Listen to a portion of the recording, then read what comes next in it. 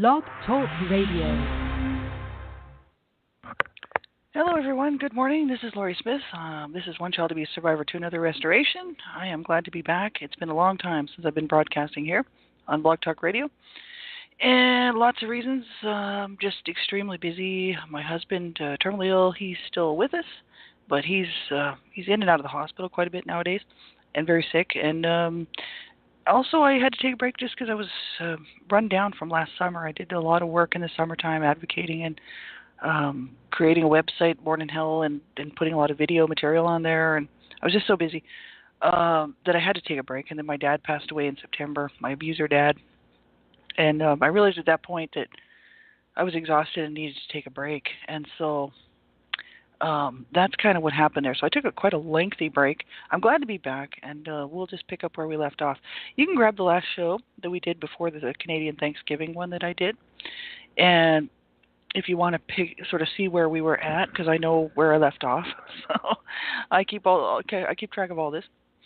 And so this is just a half an hour, morning reflection, really looking at kind of, positive reinforcement, self-care, coping mechanisms. How can we help ourselves as survivors of abuse, to keep moving, in a positive sort of forward direction in our healing journey.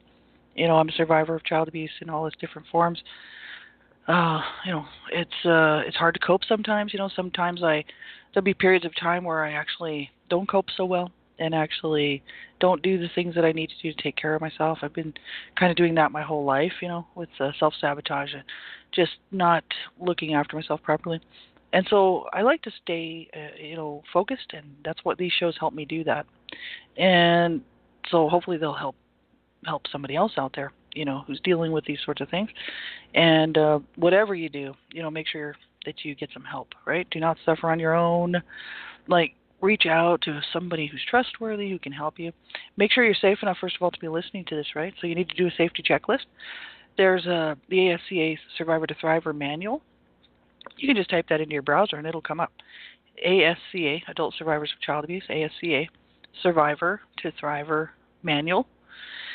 It's a manual that they've put together, really great information, but the first 60 pages are devoted to safety first. That's really worth reading if you've never done that, and you're just new and you're just new to your healing journey. You want to make sure you're in a safe enough place before you listen to something like this or anything like this from anybody else or me or whoever, because these types of things can trigger people, especially survivors of abuse. Triggers, that can cause you to become uncomfortable. You might struggle, go backwards in your healing journey. You don't want to do that. So you want to make sure you're safe enough. If you're not sure you're safe enough to be listening, that you're in a safe enough place to be listening this morning, then turn the show off, because you won't be hurting my feelings, but you'll be doing me a huge favor and yourself a huge favor. So get the information, learn how to be safe. We're actually going to cover some of that here. Maybe not, I'm not sure if we'll get to it today, but we will look at some of it. And so make sure you're safe enough, really, before you're listening. Otherwise, just turn the show off and get that information and learn how to know whether or not you're safe enough to be listening, right, to anything like this. So we'll get right into this. We're looking at HAVOCA. That's Help for HAVOCA, HAVOCA, Help for Adult Victims of Child Abuse. They have an acronym here. It was written by Cheryl. It's a lady named Cheryl on the website. It's really cool. It's called Adult Survivors of Sexual Abuse. It's the acronym. It's the letters. Adult Survivors of Sexual Abuse. ADULTSURV. Well, she's written up a little blurb for each letter for adult survivors of sexual abuse. But she said this could be good information for anybody who's been abused in any way. It doesn't have to be sexual abuse. I think it's really neat what she's done here. Last time we looked at F for of, like in survivors of sexual abuse, adult survivors. So we're looking at the F in of, and that was the last show. You can go back and listen to that, but that one was focused on making better choices. Whether you choose to enrich your lives with those choices is ultimately your decision. Only you can change your life. Only you have the power to do that. And if at first you don't succeed, try and try again. So now we're on S, in the sexual part, S. S, she says here, smile and don't give up on yourself. Giving up is not an option, nor is giving in. Great results cannot be achieved at once, and you must be satisfied to advance in life as you walk step by step. That is a great lesson, really. Smile and don't give up on yourself. Giving up is not an option. I always say that. Nor is giving in. Great results cannot be achieved at once, and you must be satisfied to advance in life as you walk step by step. This is so important, and I think this is something that all of us as survivors of abuse need to realize. And I've realized it over the years because I realize how long it's taken me to get where I am today, and it's just not going to happen all at once. We want the pain to go away, right? We want that. We want to be healed. We want to be living a life that we might consider, a good life, a whole life, a healed life. And it doesn't happen overnight. We have to be satisfied to advance, like she said here, to advance in life as we walk step by step. So I think that's great. I love what she says here. And that's for this morning, that's that one. But I know for myself I started my healing journey in 2007, but I really didn't do the main bulk of the work until 2009, 10, 11, right in there somewhere. So 2009 to 2017, that's many years now. That's like 8 years it's taken me to get where I am today. That's a long time. That's not 8 years of just kind of working on it here and there, little by little. I've been really putting the time and the effort in. And it's taken me a long time to get where I am today. And I still regress. I have periods of regression where I'll go back a little bit, backward in my healing journey. Could be any number of things going on. Triggers, calendar dates, anniversary, terrible things that I remember. The fact that my abuser dad died last September. Just, anything can come up like that will just kind of throw us back a bit. And then we have to get up, and we have to, like she says here, giving up's not an option, right? Nor is giving in. You just have to get up and take that step again, take that one step again. That's why I think I like doing these shows, because it does help me to do that step every day. I won't be doing this every day, unfortunately. I don't have the time to do it every day. But I'm going to do these shows, Blog Talk Radio here, Mondays and Fridays. Monday to get the week started for, hopefully it'll help me stay on track for the week, to keep looking into the information and keep moving forward in my healing journey slowly. And hopefully, and then Friday we can follow up, and then hopefully that will help us for the weekend, to realize that we're not alone, that we do need to reach out, and that we do need to keep moving forward in our healing journey. However long it takes, no one is the same, and we've all come from, even though we share this, the commonality of being abused, it's we've all been through in different situations and different. We're all different people, right? So we're going to heal at different rates, right?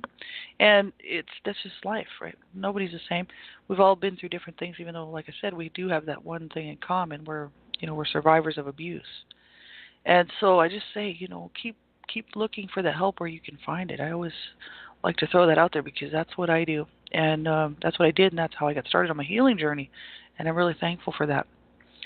And so let's see, where else do we want to go here this morning? So we looked at that, and now we're going to move on to a section. This was inner child healing work. We're pretty well done looking at it, but I'm pretty sure, I think this was the last section, but I'll have to see. I'm not sure.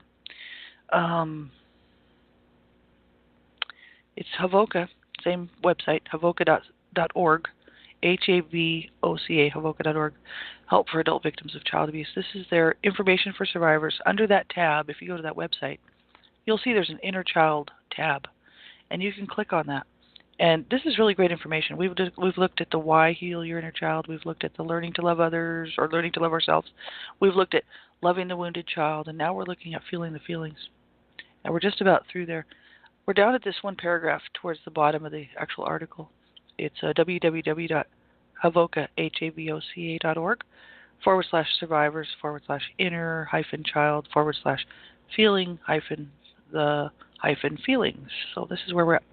The wounds don't go away, she says here, whoever wrote this article. They have less power to dictate my life as I heal. I needed to own that wounded part of me in order to start getting to know and have compassion for me. she says here. I think it's I'm not sure who's writing this, but it might be um, Cheryl, the same lady that wrote that acronym. I'm not sure. I also needed to learn to have a balance because we can't live in those feelings. So they say here, we need to own them and honor them in order to own and honor ourselves. But then we need to learn to have internal boundaries that will allow us to find some balance in our life, allow us to trust the process and our higher power. We are on a spiritual journey, they say here, and the Force is with us. It will help and guide us as we face the terror of owning how painful our human experience has been.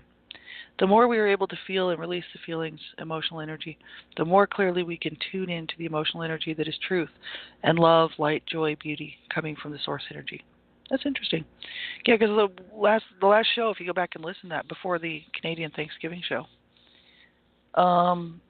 it was quite interesting because they were saying that our problem's been that our problem with this inner child, our problem has been that because of our unhealed childhood wounds, it's been very difficult to tell the difference between an intuitive emotional truth and the emotional truth that comes from our childhood wounds.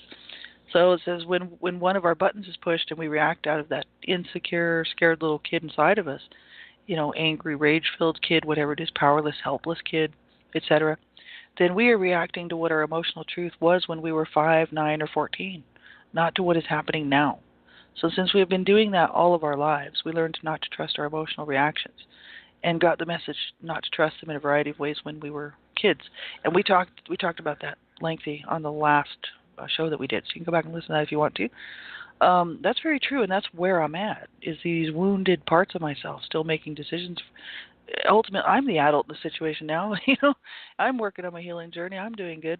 But these little inner wounded children, these wounded parts of myself are still making the decisions for me. And so therefore I tend to do a lot of self-sabotage. I don't trust issues. Even in my adult life, my inner wounded children, they don't trust anybody.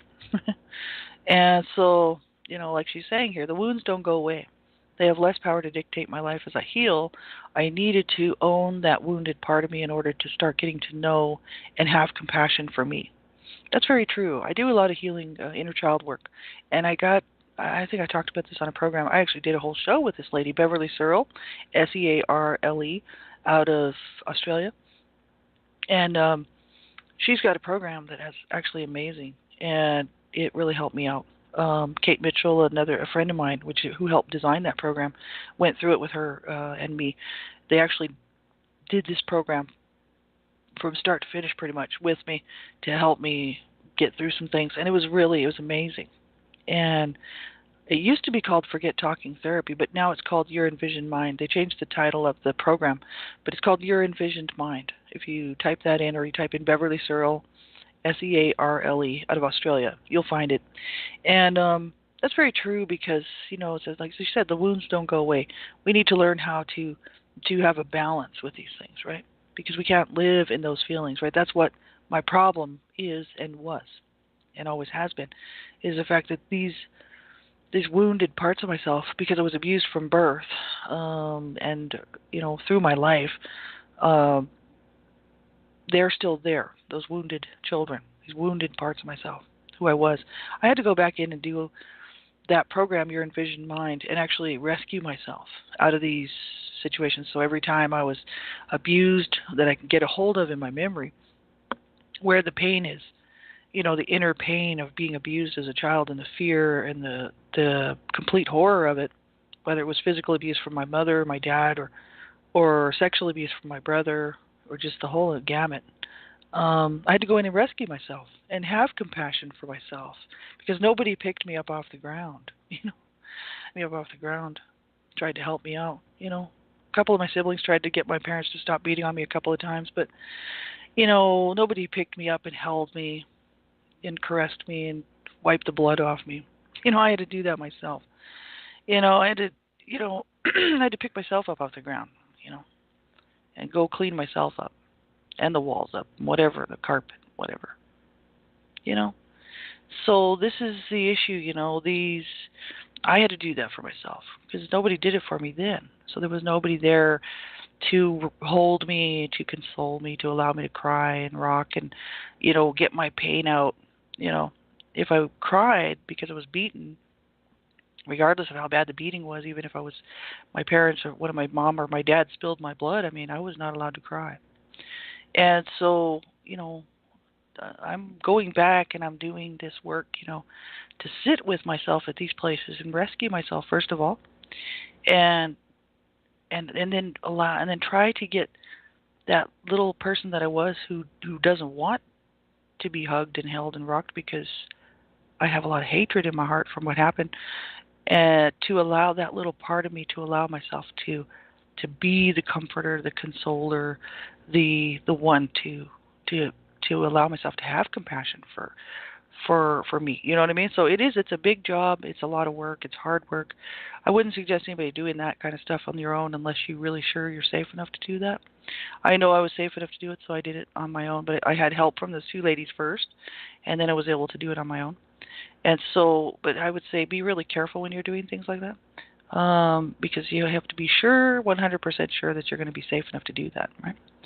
And then I actually wrote a little bit about that in my book, One Child Abuse Survivor to Another: The Journey, which is about the child sexual abuse, because I had to go rescue myself off that bed. I was still on that bed being raped, as a child, 8 years old, tied up, bound and gagged, still bleeding, and I had to go and save myself, from that bed in my mind, and I had to go deep inside and actually rescue myself. And it's been an incredible journey. It's been incredibly hard to get through this stuff. So I know where people are coming from, and that's why I'm so big on saying, one day at a time, one step at a time. Just make sure you reach out and get some help, and don't suffer on your own.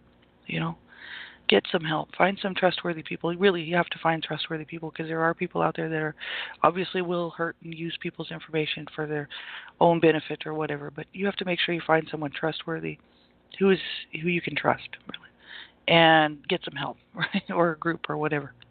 I believe in safety in numbers, so I went with group counseling, group support, because I trust in the safety in numbers. I don't trust one-on-one. Period.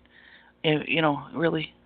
Uh, so I had to go with the group support. But everybody's different, right? Everybody has different ways and different needs and different ways of healing and what they need, right? So whatever works for you, but make sure you reach out and get some help, right? So they said here we need to own these things. We need to own these wounded parts of ourselves. This is what I heard from John Bradshaw as well. He wrote those books, Healing the Shame That Binds You, and then also Loving the Inner Wounded Child Within, or whatever that book is called. I read those books. They're really good. I still have them, and I look at them periodically. I haven't looked at them for a while, but I did the work in them, the actual questions and the work. And that's what he was talking about. And I was like, I don't want to own that. Yeah, I talked about this on my blog talk shows years ago, back in 2010, 2011, 2012. You can go back and listen to it. I mean, I did 1,100 shows here. I did more, but some of them got erased, But some of them, they actually lost a little section of my work. But that's all right, whatever. It doesn't matter. And these things, I mean, I consider all that abuse to be like on a necklace put on there by my abusers, my mom, my dad, and my brother mainly. And they put this necklace on me, and they made me wear it. This necklace of pain and torture and abuse, physical abuse, verbal, emotional, psychological abuse, spiritual abuse, sexual abuse. And they made me wear this necklace. They put it on, and they made me wear it. So what I did as an adult is I took that necklace off and I threw it away. I just threw it away. I cast it out, never to be found again. It's not mine. That's how I felt about it. Then I got John Bradshaw and all these people telling me we need to own these things, right? In order to honor them, in order to own and honor ourselves. And I don't. To me, it doesn't work for me like that. My brain doesn't work like that. I see that abuse that I lived and went through. I don't honor that abuse. No. But see, everybody's different, so everybody will have a different feeling about these things, right? I don't always agree with everything I read and see. It's like I don't want to honor or own that abuse. You know what I mean? What I will do is have pity and compassion on myself, and even the choices and the mistakes that I've made as an adult. Because of my woundedness, and my self-sabotaging ways as an adult, which is, just, walking away from things, walking away from relationships, not handling things properly, not handling things well, wanting to self-injure, wanting it to be over. I can have pity on myself, because none of that stuff should have happened to me, right? And I don't want to own that, you know. And I won't. I don't want to honor that what they did to me. That should have never happened, you know. What I needed as a child was love and care and concern. You know, I did not need to be physically abused, emotionally, psychologically abused, sexually abused. You know, what I really needed was somebody to hold me and love me and bring me up properly, so that I could have a good start at an adult life. You know, without a scarred mind and a scarred body. Right? That's not going to happen. It's done. So I realized, you know, as a survivor of abuse, the abuse is done. I can't go back and change it. That's where I was in 2009 when I started really started doing the work on my healing journey. Is I realized I needed to change the way that I saw myself. So I needed to throw that necklace away that they had put on me because it was a role play thing. I was just the idiot kid who needed to be abused. I was the rape child who was never supposed to be born, according to my mother. And I was the evil devil seed, according to my dad. And all the physical abuse was on there too, on that necklace, and all the sexual abuse from my brother when I was 8 years old, and the rape and the sodomy and everything. And all that stuff was there, and it was all on that necklace. They made me wear it, and I took it off, and I threw it away. It didn't belong to me. I didn't deserve that. I refused to wear it. I'm not going to wear it like an honor badge. You know, like what happened to me was wrong. What happened to anyone who's abused is wrong. And yeah, I do have to find balance in my life, which is to know that I can't go back and change it. I can never go back and change any of that stuff. And I think that's the realization that I think once a person realizes that, like, wow, this will never change. I'll never get the love that I needed. You know, and it's not that I'm such a wimp that I can't take a beating or, you know, a name calling. The issue is I'll never get the love and the care that I needed from my mother and my dad, from anybody. Not a grandparent, not an aunt, not a relative of anybody. I grew up like in a little hostile war zone, right, between my parents and siblings, and I just kind of was just there, you know, just taking the abuse, whatever came my way. So I'll never get what I needed as a child. So therefore, what I've had to do is learn how to look at myself differently, how to see myself differently, through the eyes of compassion, through the eyes of love, care, and concern, and go back and pick up the mess where I left off, which was picking myself up off the ground, you know, and help myself, right? Because nobody else can do this for me, right? I have to go to those wounded places, and I have to pick myself up, and I have to console myself, and I have to say, you know, I did not deserve that. No one does. I needed love, and it's never going to happen. So then what I had to do was I had to learn how to love myself. So that's finding that balance. You know, I needed to learn how to love myself, how to care about myself, how to be good to myself, and not buy into the lies of my abusers, you know, and not buy into that the role playing that my siblings then expect me to play as an adult. You know, growing up abused the same as them, but they're expecting me to play, excuse me, that role, right? The role that I always used to play, which was the roles that they all gave to me as a child, right? And so I had to go back and look at all that stuff. It was a lot of work. John Bradshaw's work helped me out a lot in that, looking at the roles and the role playing. So did Robert Burney, Burney. If you ever want to look at his information, Codependence, The Dance of Wounded Souls. That is a really good book about role playing, as well as I love John Bradshaw's take on role playing. Very, very helpful. I needed to see that stuff. Once I saw that role playing information about these roles that I was expected to play, growing up abused, because I wasn't abused for like two or 3 years by a step parent or maybe a parent who just was, you know, not doing well and abused the kids or something. I was abused from birth, right on up to, you know, like physically abused till I was 17 years old, sexually abused for a year between 8 and 9, physically abused to 17 years old by both of my parents, and then emotionally battered, psychologically battered, verbally battered, you know, just battered child syndrome my whole life, you know. And then the physical abuse stopped when I was 17, and the emotional stuff just kept on going. Verbal, psychological abuse never did stop. My parents weren't going to change just because I got a little older, and I didn't. I was just growing up in this mess and trying to survive, really. And so I look back at myself with compassion. I know who I am, you know, and I'm not that. I'm not what they told me I was. I'm not how they made me feel. I'm not someone who deserves to be beaten and punched and kicked. I'm not. I never was. Even as a little kid, I was never. That should have never happened to me. They should have never spilled my blood. They should have never beat me so bad they broke my nose and slammed my head into walls and hurt me, intensely. And I should have never been raped. That should have never happened to me. Child sexual abuse. So I have to go back and I have to look at all this stuff. Very, very painful.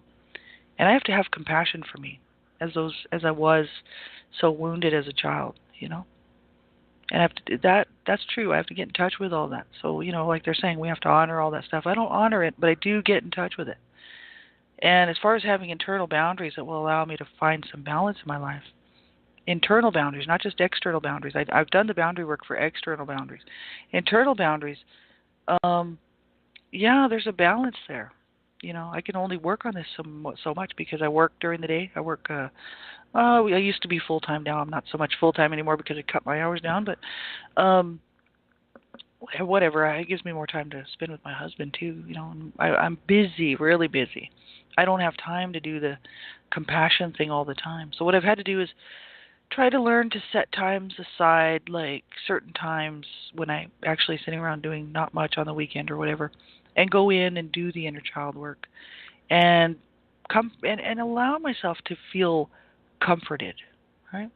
Because as a child, I don't know what that's like, right? Growing up abused, no one picked me up off the ground and wiped my face and wiped the blood off and tried to help me out. No one got me any doctor attention. I was never taken to the hospital. I was never given any kind of doctor. I was never taken to the doctor because my parents were brought up on abuse charges with my brother, and they didn't want to get busted again, so they just didn't take any of us to the doctor, even if we were sick, even if we needed doctor care. So yeah, no, there was no help for me. So then I have to go and I have to do this for me. I'm the only one that can really do this, is to go in and love myself at these wounded parts of myself, and get a hold of myself at that stage, and where the point then becomes anger and rage because I wasn't held as a child, I wasn't comforted, I was just left in a pile on the floor, told to clean up the mess, and then it just kept going on and on and on, and so I'm trying to get in touch with that part of me, so to heal that part of me. And it's a lot of work. So we spent a lot of time on this today. But this is the last part of this inner child healing stuff. So it says we're on a spiritual journey, they said, and the Force is with us. I like that. That's cute. It will help and guide us as we face the terror of owning how painful our human experience has been. And I mean, some of us have been through some seriously painful human experiences, let me tell you. As survivors of abuse, we know, right? And so the more we're able to feel and release the feelings, emotional energy, the more clearly we can tune into emotional energy that is truth and love and light and joy and beauty coming from the source energy. So we have about a minute left here. So yeah, that's what this is where I was. I was in hell.